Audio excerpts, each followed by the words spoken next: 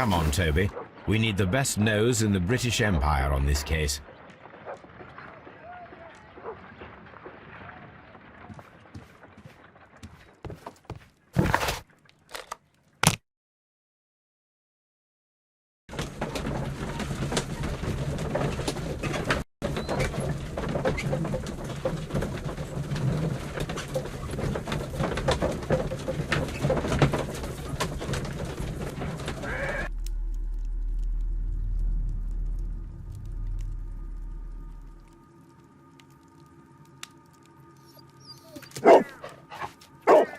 Search, Toby.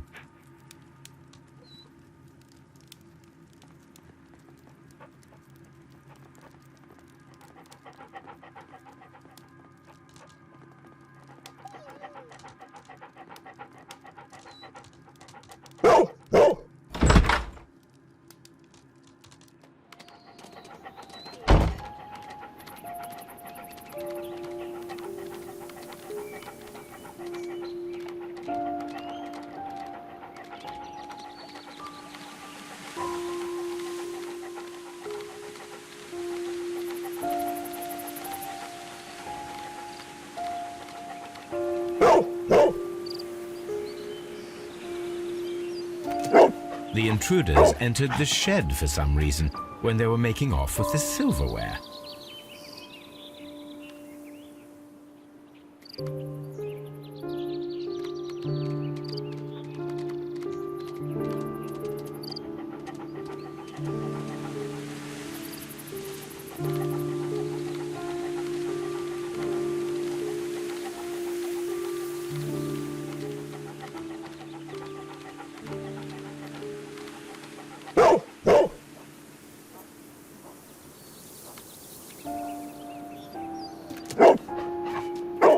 The scent leads to the well. I should check it.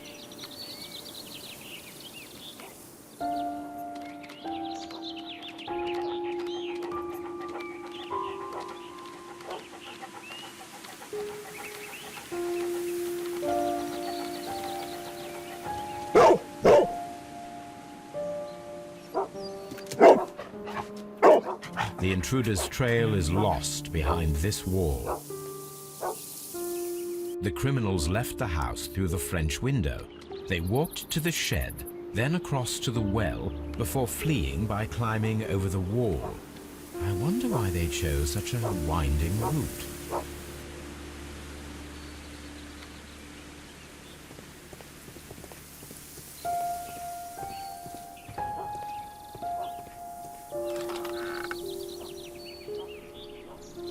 There's something glittering at the bottom there. But how can I reach it? If only I had something with which I could lift that object.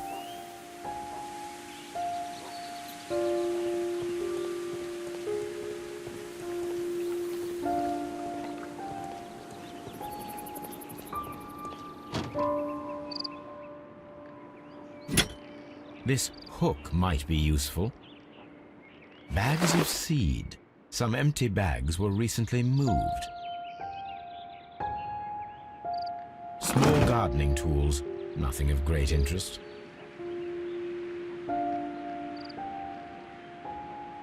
This old suitcase sounds hollow. It must be empty.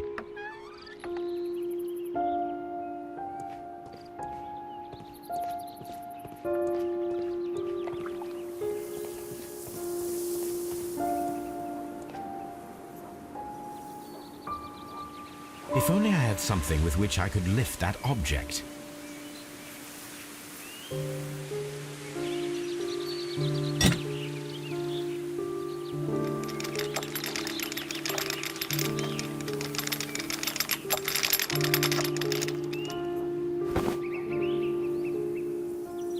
Silverware. This is hardly a coincidence.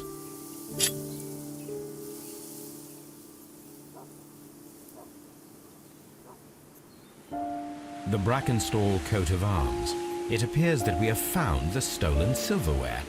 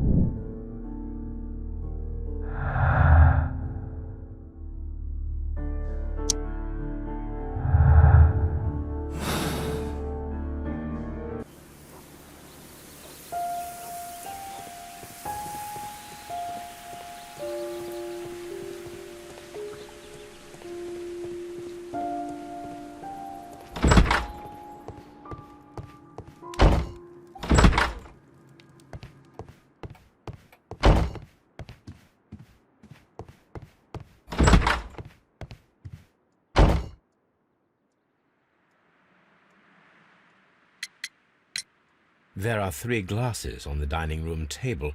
I was wondering if... Oh, I forgot.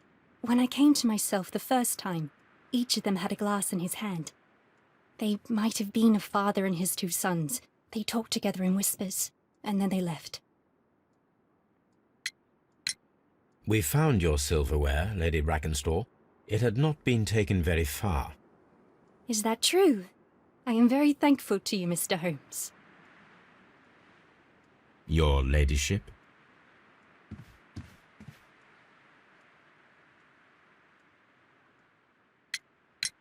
Sir Eustace's doctor speaks of his violent behaviour. Yes, Sir Eustace was an extremely violent man. A detestable human being, to be more precise. It is true that he once threw a decanter at me, and all because I dared to stand up to him in defence of my mistress. Sly devil. God forgive me that I should speak of him so now that he's dead, but a devil he was, if ever one walked the earth. We met him only 18 months ago. She'd only just arrived in London. Yes, it was her first voyage. She'd never been from home before. Wonder with his title and his money and his false London ways. If she made a mistake, she has paid for it, if ever a woman did. She doesn't have any friends here, so it was specially hard for her. We found your mistress's silverware. Oh, that's good news. You really are as clever as they say. Indeed.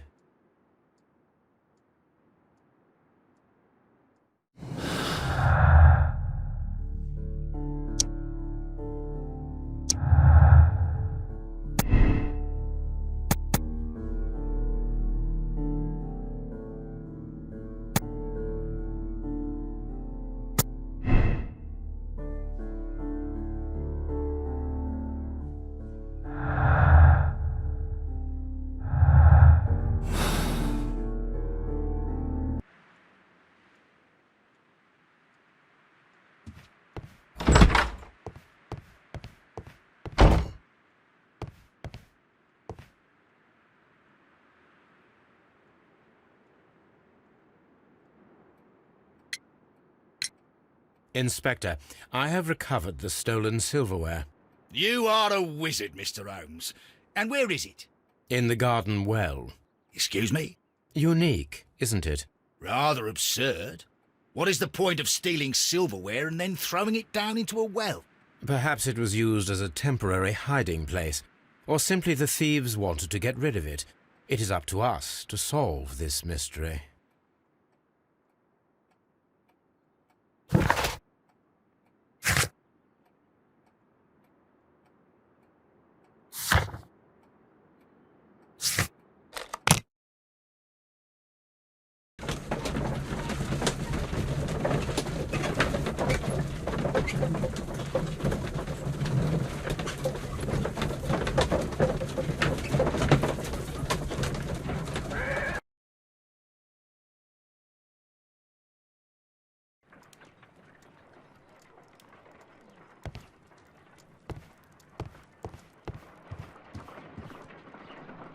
Let us see how the rope was cut. The fibers at the end of the rope are smoothly cut.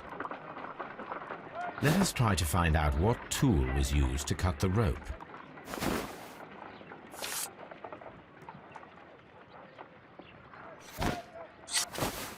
If I cut the rope with a knife, it matches the original.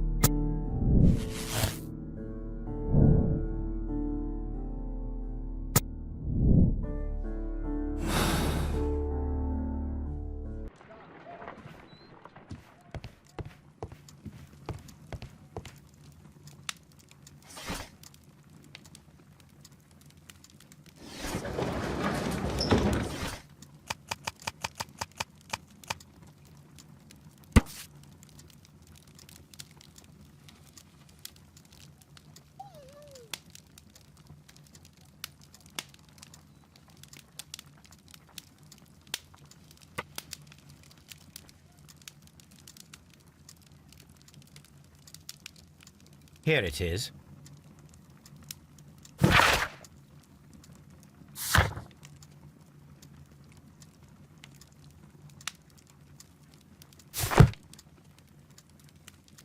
The shipping company, the Adelaide, Southampton, London line, and its address. Interesting. It must be the place where they keep the records, including the one for the crew of the Rock of Gibraltar. I think that if you pretend you're from Scotland Yard, they'll give it to you without any problems. But I have another solution. I'll call in the specialist.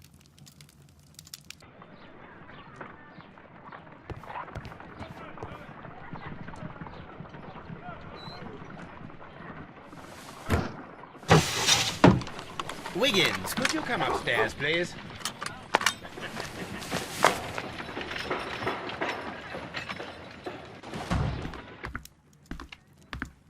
At your service, Mr. Holmes.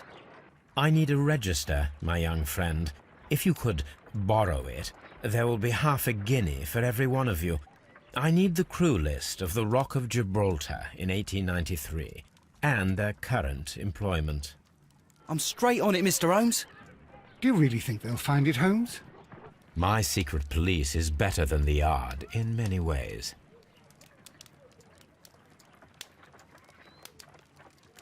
Here it is, Mr. Holmes. But we can't take it back. It's too risky. Put it on the table. I'll take care of it. Good work, young Wiggins.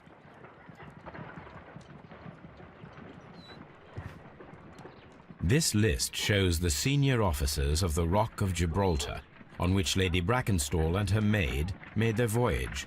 Lady Brackenstall does not know anyone in England. This must mean that someone on this list is our mysterious visitor. And these are the lists of the senior officers of the Adelaide, Southampton, London line ships. Let us find out who was in London upon November the 7th. This officer is still at sea, therefore he cannot be involved.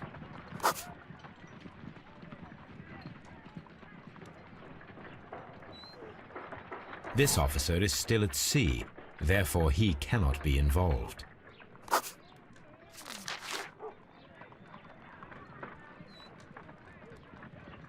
This officer was on a ship that sailed half a month ago. He wasn't in London at the time of the crime. This officer was on a ship that sailed half a month ago. He wasn't in London at the time of the crime.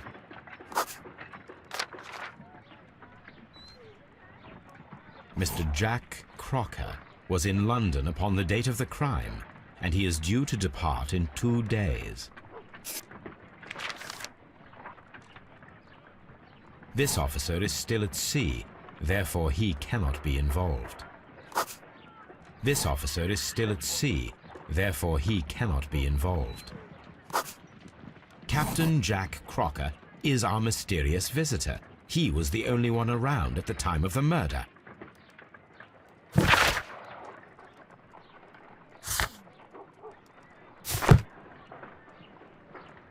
This Crocker, do you think... It would be interesting to meet him. Our young friend should be able to find him.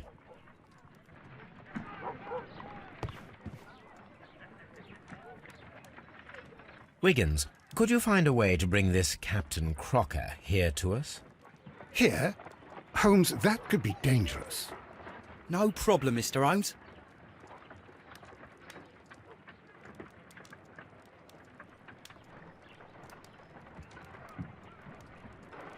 Mr. Holmes, I was informed that you were looking for me, and I'd like to know why. Yes, it is important that we talk. You will soon understand why.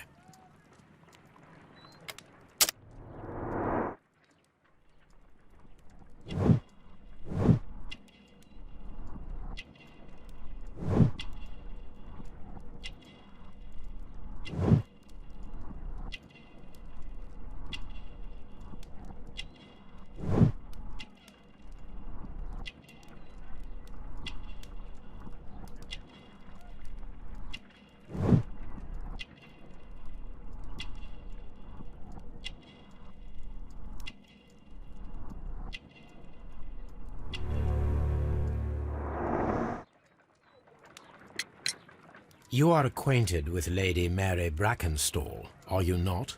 Yes, I think I do remember her. From when I was first officer, but I still don't see... It seems your relationship went beyond that of mere passenger and first officer. How dare you? Indeed, how reckless a feeling is love, particularly if one is prepared to commit a murder in its name. Explain yourself this instant. You are aware that the murder made the headlines of the morning press. You read the newspaper report, but to your dismay, found it much fabricated. Once you learned that I wanted to see you, you came straight away. You needed to know what I had found. You... and what do you know? That evening, you were with Lady Brackenstall, despite the danger. I'm not afraid, Mr. Holmes. Besides, all of this is just guesswork. You would be right if there was no evidence. What then?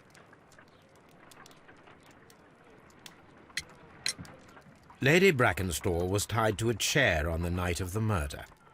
And it was you who tied her up. You call that evidence?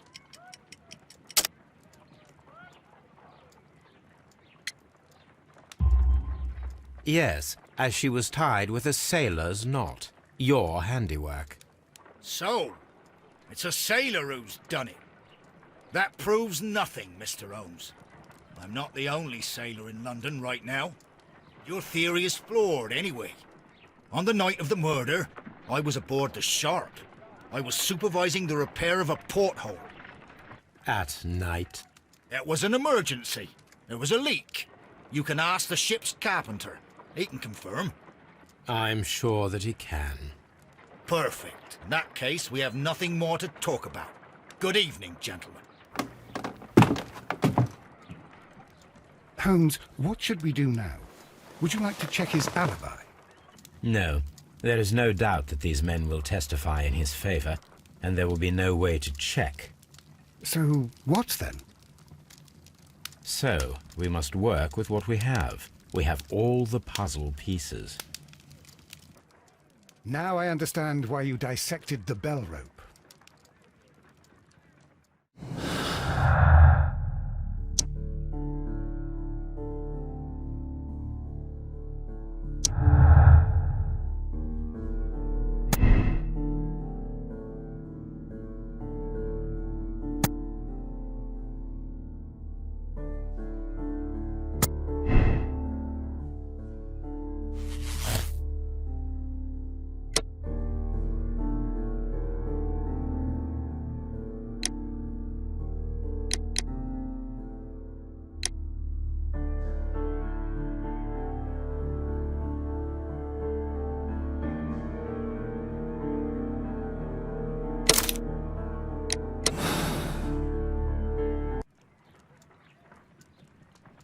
Wiggins, could you ask Mr. Crocker to come here again, please? Right away.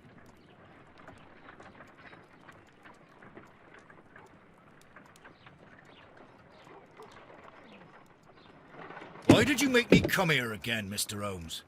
It is over. I know that it was you who killed Sir Eustace Brackenstall. What? I know, because of the height at which the rope was cut. The knife used was a sea knife. The knots were sailor's knots, and not least the sheer force that was put behind the killing blow. And because you are the only one who knows Lady Mary Brackenstall in London. And because you love her. It's true.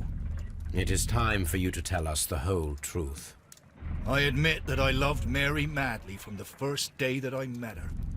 But I never did come to visit her, for I believed that she was in a happy household. When I talked to her maid, who told me everything, I was insane with rage. I was due to set sail for 6 months away. I wanted only to see her again. But it turned into a damnable nightmare when he barged in. He dared raise his hand to her. He was not even worthy of licking her boots. Oh, I regret nothing. I admit I killed the monster out of love for her. She will forgive me if she is able. Lady Brackenstall already forgave you. She said nothing. Mary. But that makes her an accomplice as well as her maid. It places her in danger yet again. Mr. Holmes, You would not have managed to protect her. Till I die, do you hear me? Here is a letter that sets everything clear, and it is the one that should be disclosed to the police. I am the only culprit. Mary had nothing to do with it. Now it is time to end this.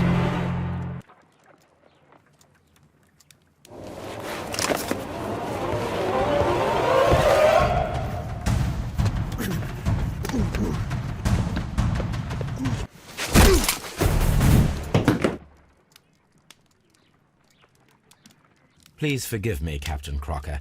I wished only to test your sincerity, and your words and deeds have far exceeded my expectations. See here, Captain Crocker, we'll do this in due form of law. You are the prisoner. Watson, you are a British jury. Captain Crocker, the evidence shows that you acted without premeditation and used reasonable force to protect an innocent victim from her husband's brutality. Your devotion pushed you to attempt to kill yourself in order to protect the one you love. Now, what say you, gentlemen of the jury? Not guilty, my lord. Vox populi, vox Dei. You are acquitted, Captain Crocker. So long as the law does not find some other victim, you are safe from me. Mr. Holmes. It is a great responsibility that I take upon myself, but I will give Lestrade an excellent lead, and if he can't avail himself of it, I can do no more. Come back to your lady in a year, and may her future and yours justify us in the judgment which we have pronounced this night.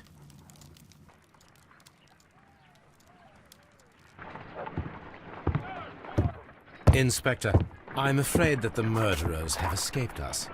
What? Do you mean to tell me that you failed? Never thought I'd live to see the day. I mentioned the murderers, not the case. It is obvious that the crime was committed by 3 criminals who cannot be the Randalls. You really think so? You only need to find a gang of 3 thugs wandering around. I can trust you to do that. If they exist, I'll catch them. You'll find someone, I have no doubt of it. Goodbye, Inspector.